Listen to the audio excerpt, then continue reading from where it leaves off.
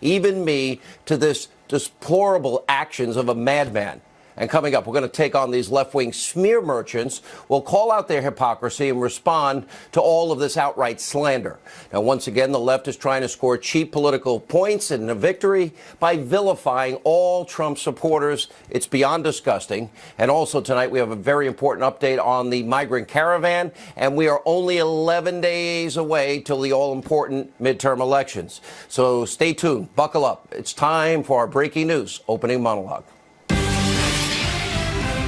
All right, so today President Trump announced that the person allegedly responsible for the mail bomb scare is now, thankfully, in custody. Let's take a look.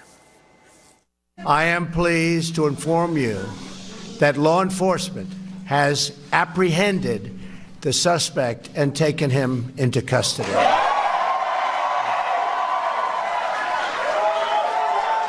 It's an incredible job by law enforcement. We've carried out a far-reaching federal, state, and local investigation to find the person or persons responsible for these events.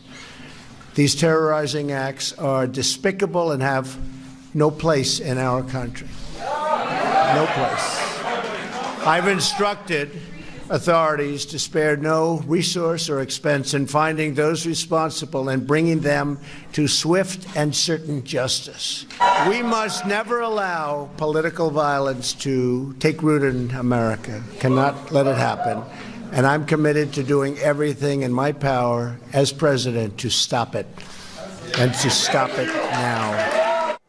Amen. And tonight, federal officials, they are continuing their important investigation, but thanks to their hard work, their dedication, their determination, here's what we know about this suspect. His name, Cesar Sayoc. Now, he's a middle-aged Florida resident with an extremely long criminal track record, including multiple counts of theft, drug charges, illicit steroid use, and much more. He was even charged with making a bomb threat back in 2002. And throughout his life, Sayoc has accumulated dozens of felony and misdemeanor charges, and he reportedly filed for bankruptcy in 2012 when he lived with his mother. Now, his van was covered with dozens of bizarre bumper stickers, including many that were derogatory, some threatening to Democrats. His multiple social media accounts were equally odd, very disturbing. And as you can see, this is the picture of an irrational man who is deeply, deeply troubled. And like the president said, we want anybody responsible for this heinous bomb scare to be held responsible to the fullest extent of the law. If Sayoc is found guilty, he should go to prison for an extremely long period of time. These actions are deplorable, inexcusable. There is no room for political violence in this country. We solve our problems, like in 11 days, at the ballot box. And as I've said many times, this is a very serious story, but over the course of this week, what we have seen, what we have witnessed in the mainstream media and the left has been downright disgraceful. Before ever even knowing who was responsible for this heinous act, the media started playing the blame game, rushing to judgment as usual. They put facts last. They rushed to judgment, and they did anything and everything possible to link President Trump and anyone who supports him to this act of terrorism. Even the graphics on fake news CNN blaming Trump, calling the would-be bomb victim, quote, Trump's targets. Trump's targets, believe it or not. The vitriol was far worse on air. Now, watch from just the past 24 hours. It should make your heart, well, sink. But the list of targets was right out of Trump's relentless rhetorical playbook. The bomber's enemies were his enemies. He has said so again and again and again. Everybody should stop pretending that Trump doesn't really know what he's doing. That when he says these things, he knows exactly what he's trying to encourage. Donald Trump fails the country. He doesn't just fail Democrats. He fails Democrats and Republicans and all Americans in between. He's refused to in any way acknowledge what role his rhetoric may have played in cultivating the current political climate. This president has an obligation to stop picking on reporters. The president has created a culture of comfort for violent rhetoric and actual violence. He spends most of his time at his rallies throwing verbal bombs at all the people that receive these bombs in the mail. And one fake news CNN political analyst even blaming yours truly for the bomb scare, especially as it relates to Robert De Niro. This is a disgrace. Watch this. I just want to go back to that for a second, because everybody said, why Robert De Niro? He hasn't criticized the president since the Tony Awards in June. But you found that it's what happened, what Sean Hannity says had a direct link. Well, may have. We don't know who it is. We don't know the motive. But what was fascinating is you see a direct pattern between the president's attacks on Twitter and the stage, it being echoed and amplified by Fox News and other folks in the conservagentia. But De Niro's not like the others, right? Why Robert De Niro? Well, one of the things I found is that October 15th, Sean Hannity was doing a whole segment blasting De Niro for things he said on the Alec Baldwin show, of all things, in which he said that Trump allies will regret it because they made a deal with the devil. So that all of a sudden becomes Robert De Niro's calling the president a devil and us devil worshippers in effect, you know? It's the playing the victim card, but it was top of mind 10 days ago. And it's interesting to see what is that when we find out who this is. Now, John Avlon is both lying and he's ignorant and, frankly, recklessly irresponsible. Now, he is the walking embodiment of why so many Americans just don't trust the media, why they chant CNN sucks. Maybe you should actually watch a full episode of Hannity or listen to my radio show. Then he would actually see how I have been repeatedly calling on political vilification in this country to stop, especially the confrontations, how I deplore, disavow all incivility and acts of violence from the left and the right. By the way, if Avlon ever watched my show, listen to my radio show, he would know how much I value law and order and the safety of everyone, including people I disagree with passionately. For example, when President Obama's security was threatened in 2014, I spoke out over and over and over again how we need to protect our president, even though I had strong disagreements with him. Watch this. We have 3 incidents. We have the fence jumper, made it much further into the White House, even past the stairs going up to the residence, which is scary. We have the second incident in 2011, 6 shots fired at the White House, and took them 4 days to determine that they thought it had nothing related to do with the White House, which I disagree with. And then a guy with a gun got on an elevator with the President of the United States. Yeah. ISIS, our enemies are watching this. We got to protect our president. Every elected official, every cabinet member, every member of Congress, the Senate, deserves security. Everyone deserves safety. And by the way, my heart goes out to anyone who's ever been threatened or harmed. Because you know what? I know firsthand how it feels. I've been through more than, frankly, I'm willing to make public, including white powder mailed to me, telling me it's anthrax. I had an assistant of mine scared to death, put in isolation for hours as a result of one incident. And I've had numerous other real threats in my career to both myself and my family. Lunatics, they have no political boundaries. And to suggest that honest, vigorous, hard-hitting debate and criticism is somehow the motivating force behind one fringe violent individual is intellectually lazy, John Avlon, and frankly, just nothing but a cheap attempt to capitalize off a serious incident. You should be ashamed of yourself. And remember, I never blamed Bernie Sanders because one of his loyal supporters shot Republican lawmakers, nearly killed Steve Scalise on a baseball field last year. As a matter of fact, I said the opposite. Take a look.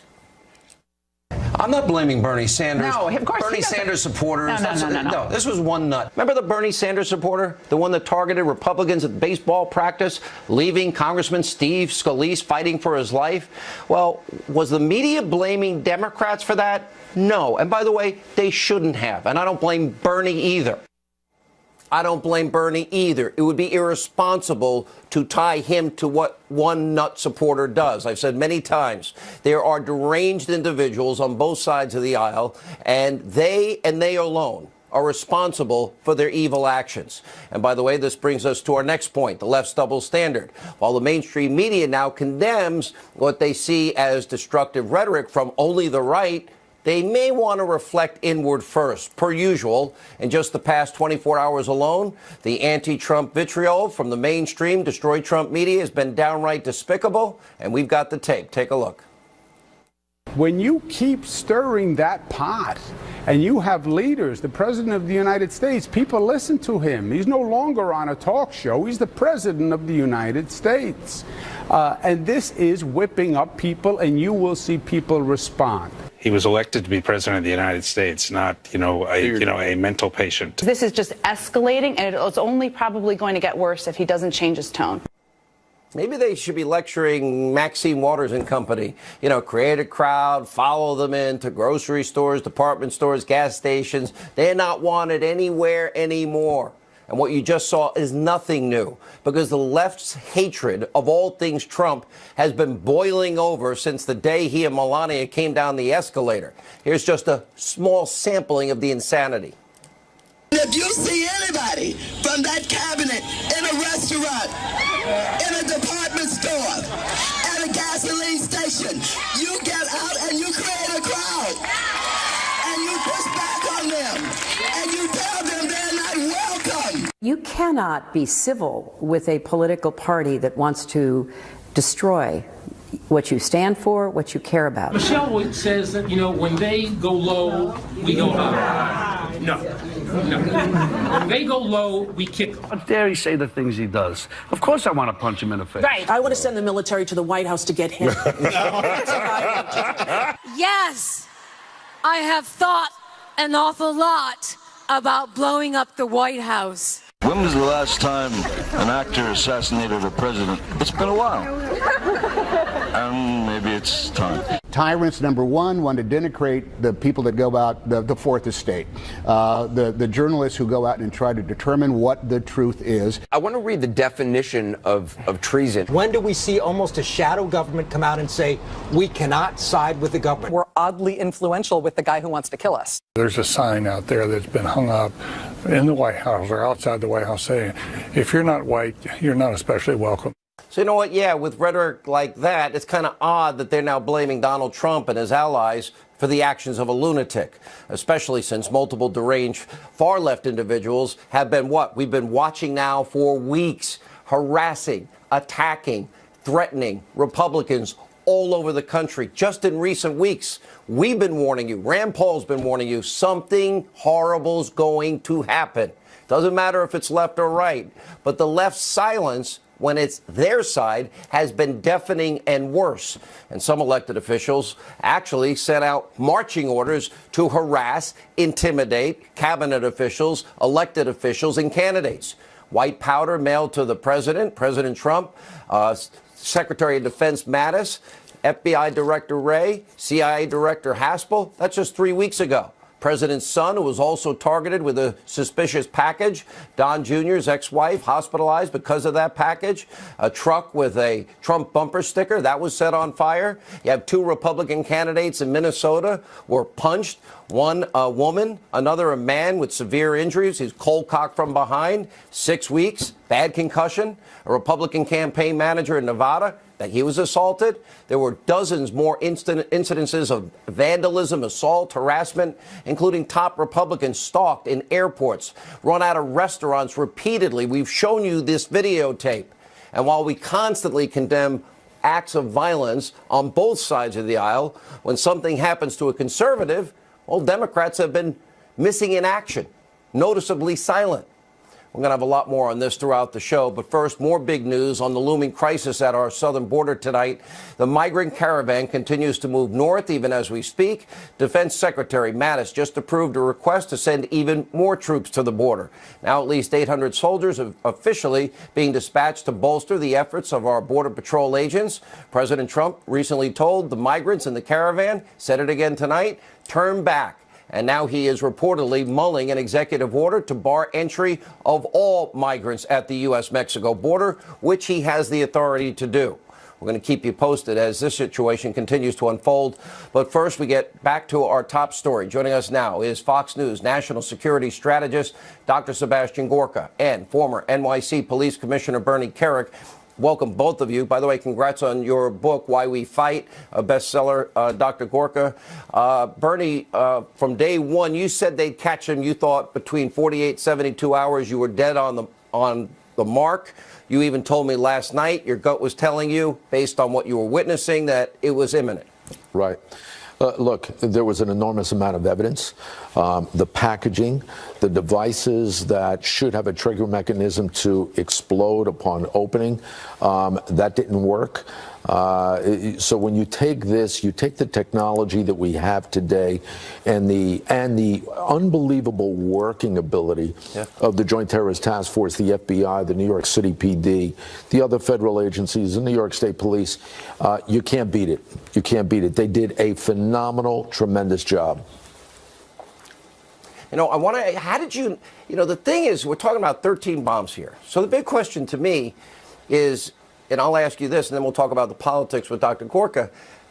13 times, these bombs are designed, the minute you open it, they're supposed to explode. Now, we're told by FBI Director Wray that they had powder and shrapnel and glass and other shrapnel inside these bombs using PVC pipe, simply made. You can even see this garbage on the internet, sadly.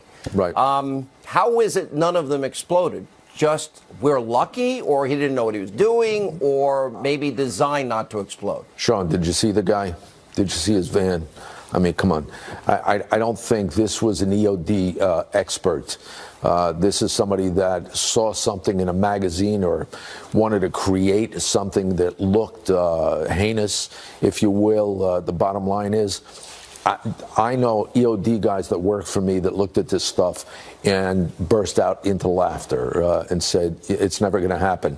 The bottom line is, within the device itself, there may be material that could be explosive, which what the FBI director may be talking about. And keep in mind, Sean, for charging instruments in DOJ by a U.S. attorney, they want to make sure that there's the elements are there for a crime for them to charge this guy. So it's going to be a while before they make a determination exactly what they consisted of, their ability to detonate. But we're lucky. The guy he was a dud, and he had a bunch of duds that he sent out to the country. Well, thank God, because thankfully nobody got hurt. Dr. Gorka, in the lead up to this, I've been saying it. Rand Paul said it. We saw it in the Kavanaugh hearings. Things were getting very hot in the halls of Congress. I actually suggested we may have to clear the halls of Congress, not let the public in. It was getting too hot. Then we have Pam Bondi. She's run out of a movie theater. Secretary Nielsen run out of a restaurant. Sarah Sanders and her kids run out of a restaurant. Then it gets worse and it continues. Ted Cruz and his wife. Then it's Mitch McConnell in the airport. Mitch McConnell last weekend. Boulders sent through Kevin McCarthy's office. The left's silence here was deafening. Then something happens and they say, well, we think this guy might be a Trump supporter. Now we'll speak out. It's this hypocrisy. It doesn't matter where the violence comes from. We settle differences like we can in 11 days at the ballot box. That list that you showed in your monologue is shocking, even for somebody like myself, who isn't hypnotized by the fake news industrial complex. That list of incidents should be shocking to all Americans. It tells you one thing, Sean.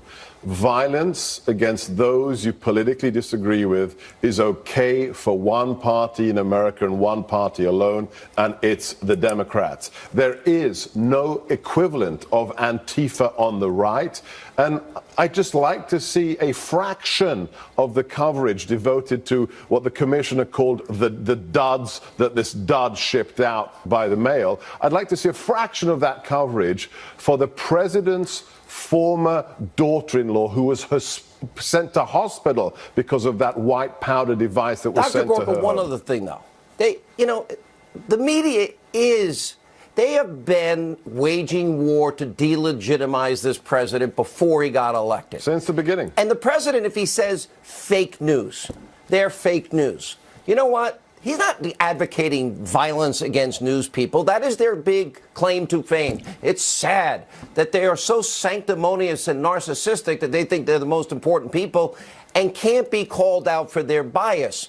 But the bias itself is so evident every day. fake news is exactly what we have to call these outlets. When you have these outlets talking about the Russia collusion delusion for 2 years, when you hear them talking about the racism of the president, a man who in one of his first actions pardoned an African American heavyweight boxer who was prosecuted for racial reasons. He pardoned a black grandmother who was put in prison for being a drug dealer. They peddle fake news, and Sean, I'm going to use that phrase until they act like journalists, and I can guarantee you, so will the president. All right, last word, Bernie Kerik. Just one thing I want to touch on. The fake news, CNN, the mainstream media, every single day they legitimize the president's complaints and his frustration and his anger by their own coverage. So it has to change. You walked off the set, didn't you, of CNN recently? I did. 2 nights ago, I walked off. Yeah, why? Well, you know what? I went on to talk about the event, to talk about the bombs, to give the American public some insight, and they let John Brennan on the air for 10 minutes rant about the president. Yeah.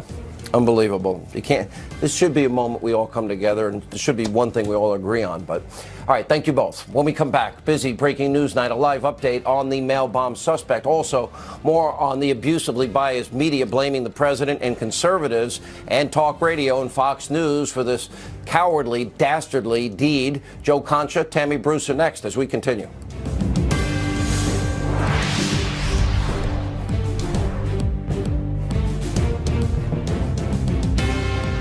Only one OTC top. This is a Fox News alert. I'm Phil Keating in Miramar, Florida. The FBI matched a fingerprint found in the pipe bomb package sent to Democratic Congresswoman Maxine Waters 4 days after the first of 14 package bombs was discovered. Now in custody, 56-year-old Cesar Sayoc of South Florida, seen here being walked from the FBI office to be driven to downtown Miami's Federal Detention Center. He faces 5 federal counts, including illegal mailing of explosives and threatening 2 former presidents. It all went down this morning at an AutoZone parking lot in Broward County, where agents pounced and arrested him. The scene revealed his van entirely covered in highly charged political stickers, including President Trump glorified and Hillary Clinton's face in crosshairs. None of the packages exploded, but this afternoon the FBI says each package easily could have been deadly. Now back to Hannity.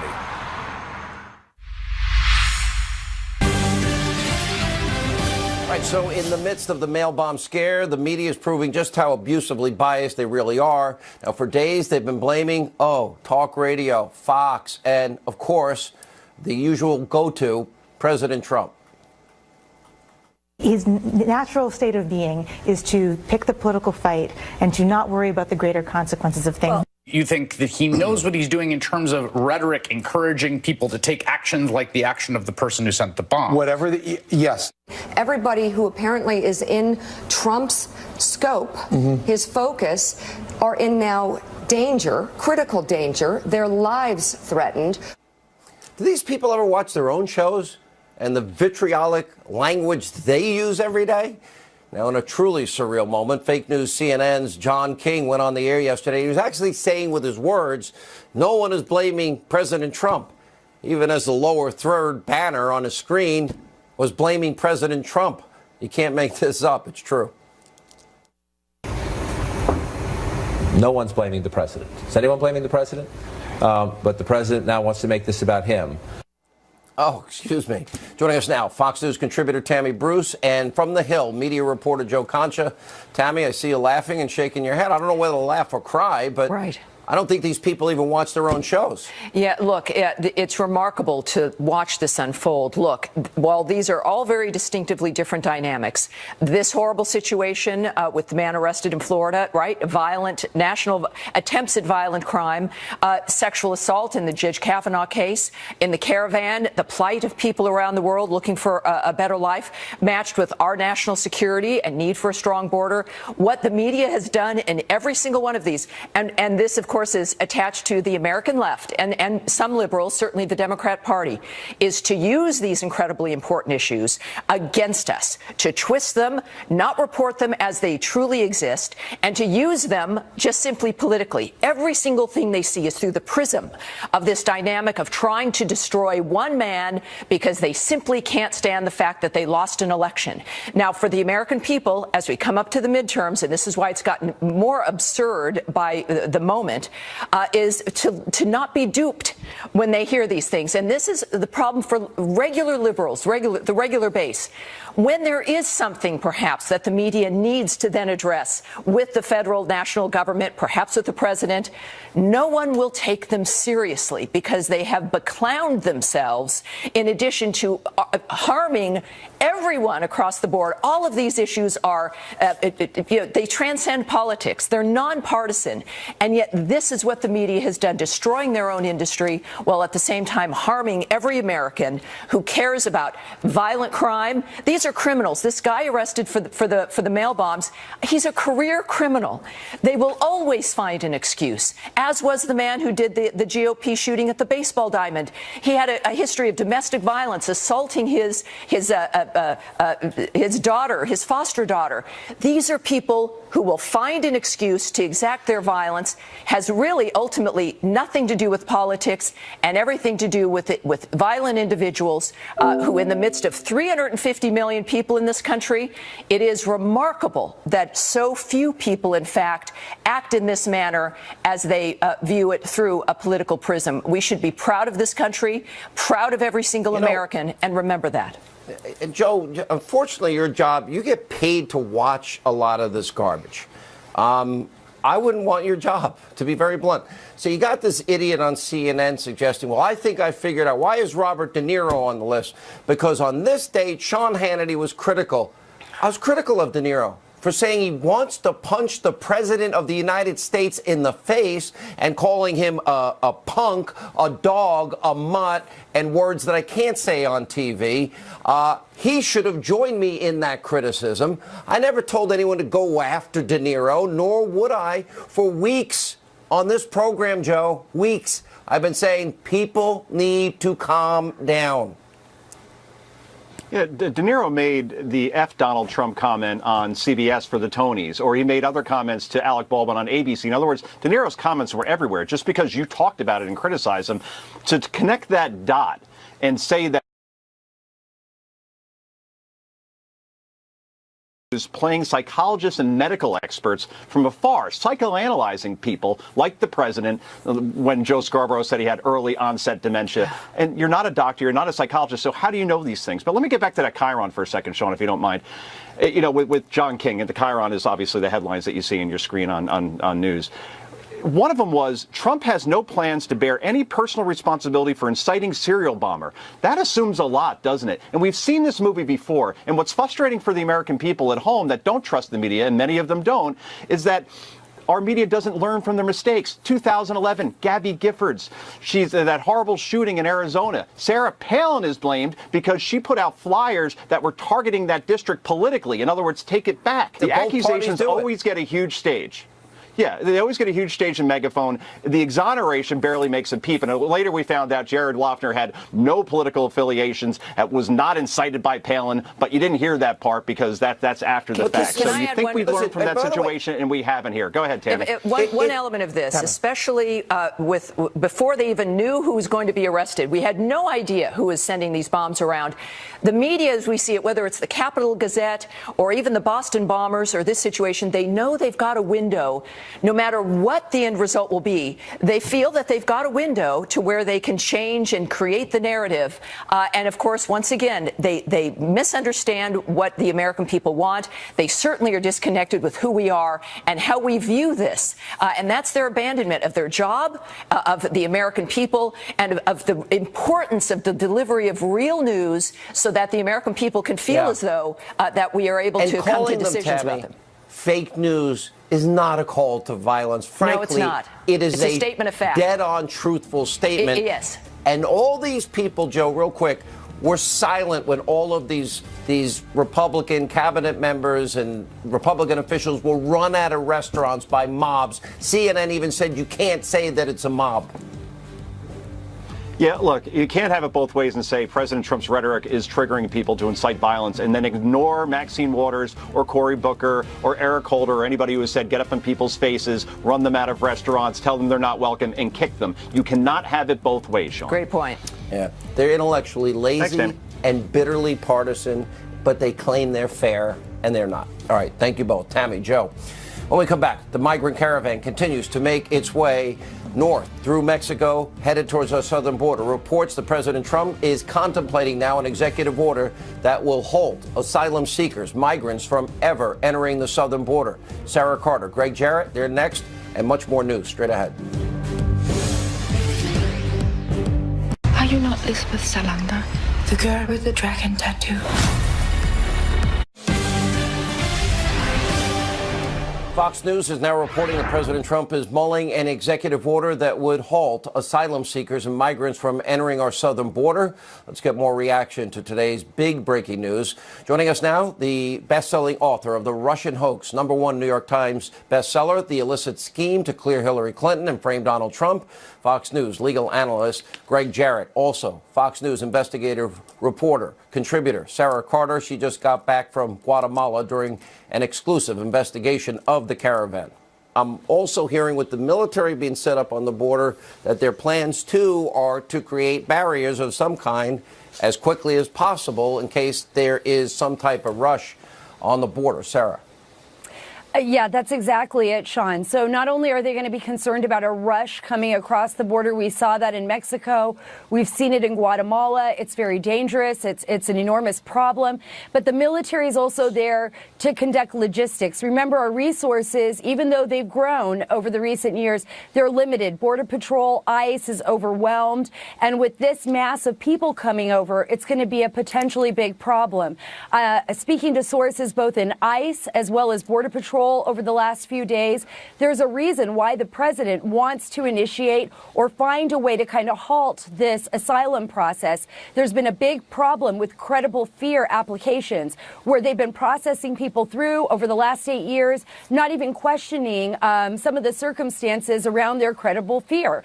Pretty much anything from a political prisoner to my husband beats me up to, I even heard a story where my neighbor was a witch. Everybody was processed in. So there's a big problem with that, and the president really needs to take a good look at that.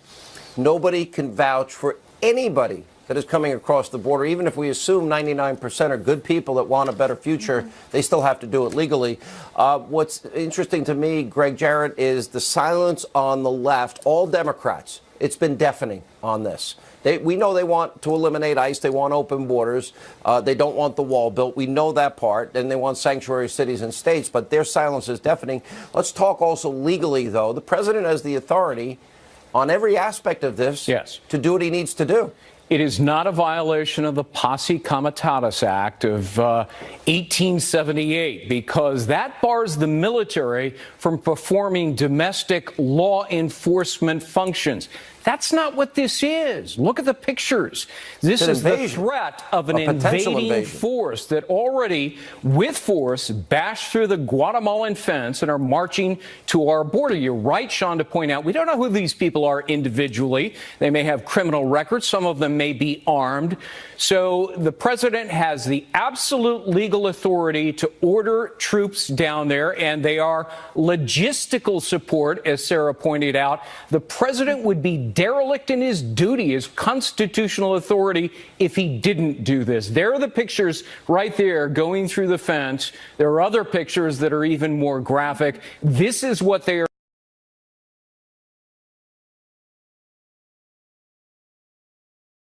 Before they get up here, Sarah, it would seem to me not only do we don't want to have on one side of the border 14,000 people that would be willing to do what we just saw them do in Mexico, which is knock down any fence that's there and literally rush across. They would be then precipitating a confrontation.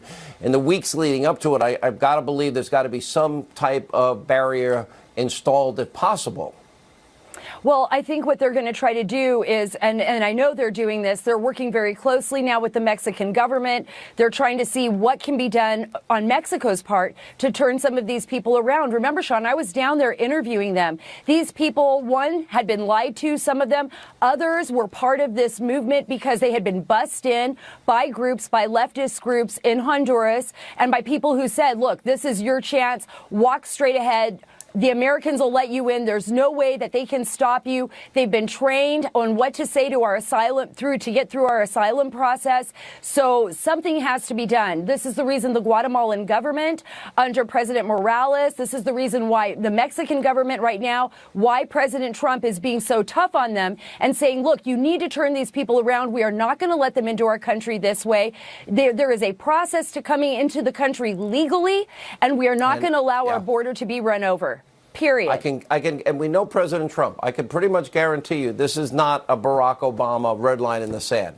That's right. This caravan will be stopped if Mexico allows them to make it to our southern border. And I actually pray it doesn't happen. I don't want to see anybody hurt here. No. But nor do I want to see our country invaded by 14,000 people, none of whom have been vetted, Sean, and none of whom we can vouch for.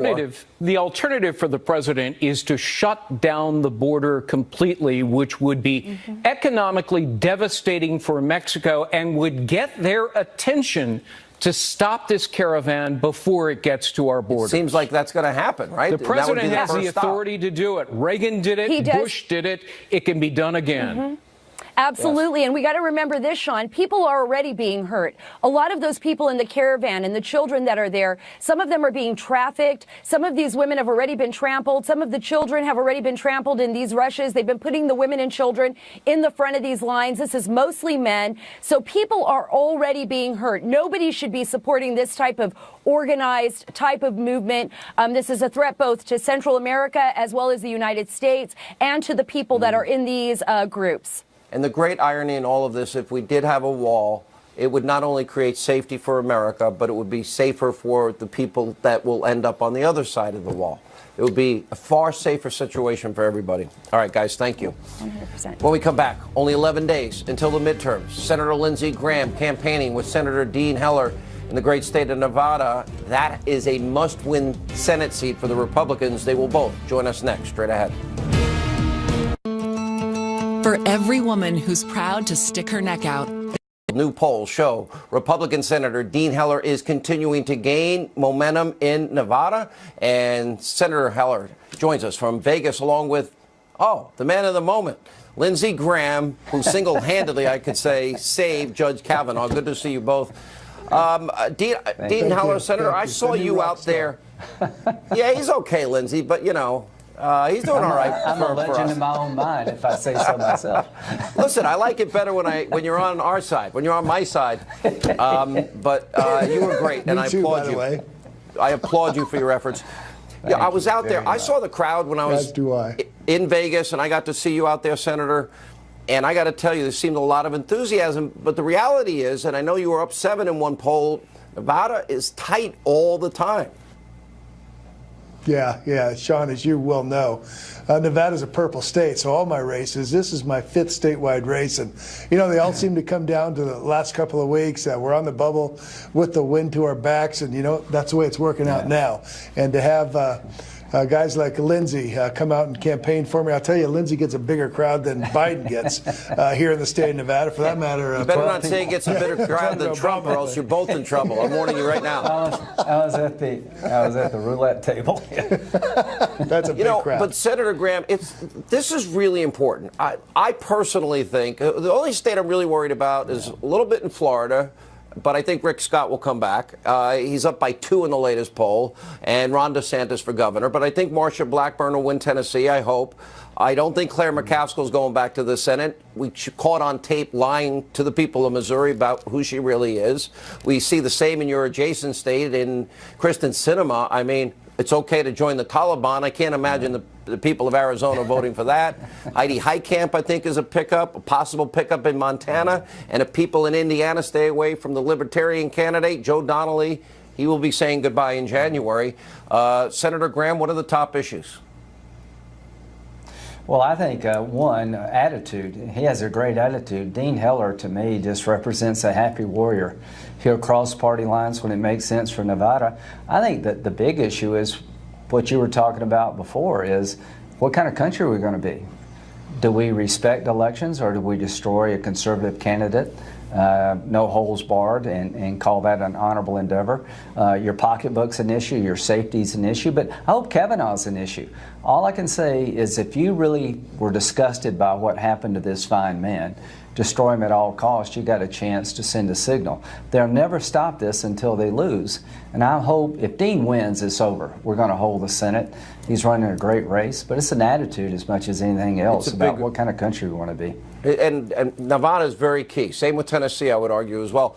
You know, Newt Gingrich has been saying that it's about Kavanaugh, this caravan that is making its way to our southern border. But I would add two other things about the mobs confronting Republicans and cabinet members and women and families, which has been pretty despicable. And the last thing is we have record low unemployment in 14 states, record low unemployment for African Americans, Hispanic Americans, Asian Americans, women in the workplace. Senator Heller, I don't want that progress to stop if the Democrats get in power. Yeah. Well, let me add one more thing to that, Sean, and it's probably the culmination of everything that you just said. But we've noticed for the first time in the first 19, 20 months of the Trump presidency, his numbers are starting to move in Nevada. He stayed pretty consistent, 47, 48% approval. He's above 50% now. When he jumped, and I'm just telling you, within the last 30 days, you're starting to see Trump movement, and that's helping all of us. Yeah. Senator Graham, putting aside the Senate for a minute, you way back in your past were once a House member.